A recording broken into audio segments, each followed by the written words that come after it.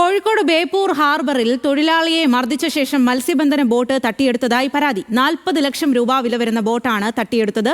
Boat തമിഴ്നാട്ടിലെ തേങ്ങാപട്ടണം ഹാർബറിൽ എത്തിച്ചതായി വിവരം. ആങ്കർ മുറിച്ചിട്ട് ബോട്ട് ഇവിടുന്ന് കൊണ്ടുപോയിരിക്കുകയാണ്. ഇന്നലെ തന്നെ സ്റ്റേഷനിൽ FIR രജിസ്റ്റർ ചെയ്തിട്ടുണ്ടായിരുന്നു. പക്ഷെ അത് പെട്ടെന്നുള്ള സഡൻ ആയിട്ടുള്ള ഒരു ആക്ട് ഒന്നും ചെയ്യാൻ സാധിച്ചിട്ടില്ല. ഇന്ന് കിട്ടിയ വിവരം അറിഞ്ഞിട്ട് തമിഴ്നാട് തേങ്ങാപട്ടണം ഹാർബറിൽ ആ ബോട്ട് ഇപ്പോൾ രാവിലെ പിടിച്ചിട്ടുണ്ട് എന്നുള്ള വിവരമാണ് കിട്ടിയിട്ടുള്ളത്. പക്ഷെ അവിടെ ഒരു കമ്മ്യൂണൽ ഇഷ്യൂ ഉള്ള ഒരു പ്രദേശമാണ്.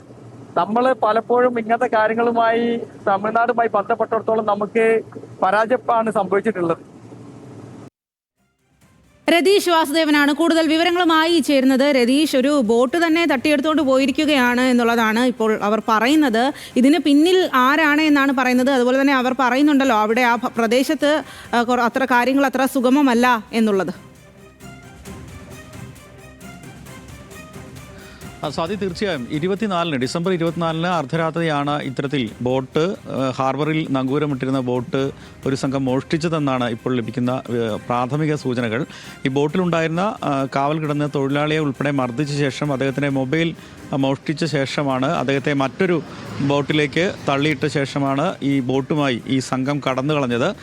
നിലവിൽ കോസ്റ്റ് ഗാർഡിൻ്റെ ഉൾപ്പെടെ നിരീക്ഷണത്തിൽ നിന്ന് മനസ്സിലാക്കുന്നത് തമിഴ്നാട്ടിലെ തേങ്ങാപട്ടണം ഹാർബറിൽ ഈ ബോട്ട് എത്തിയിട്ടുണ്ടെന്നാണ്.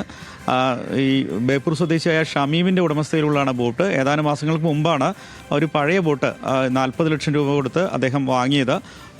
ഇത്തരം ആശങ്കകൾ മുൻപ് ചില പണമിടപാട് സംഘങ്ങളുമായി ബന്ധപ്പെട്ട് ഇത്തരം തട്ടിക്കൊണ്ടുപോകൽ ഉണ്ടായിരുന്നെങ്കിലും ഇത്തരത്തിൽ പൂർണ്ണമായി പണം കൊടുത്തു വാങ്ങിയ ഒരു ബോട്ട് ഇത്തരത്തിൽ വളരെ പദ്ധതിയിട്ട് തട്ടിക്കൊണ്ടുപോകുന്നത് ആദ്യമായാണ് എന്നാണ് ബോട്ടുടമകൾ ഉൾപ്പെടെ പറയുന്നത്, തൊഴിലാളികൾ ഉൾപ്പെടെ പറയുന്നത്. എന്തായാലും ബേപ്പൂർ പോലീസ് ഇത് സംബന്ധിച്ച് കേസെടുത്തിട്ടുണ്ട്.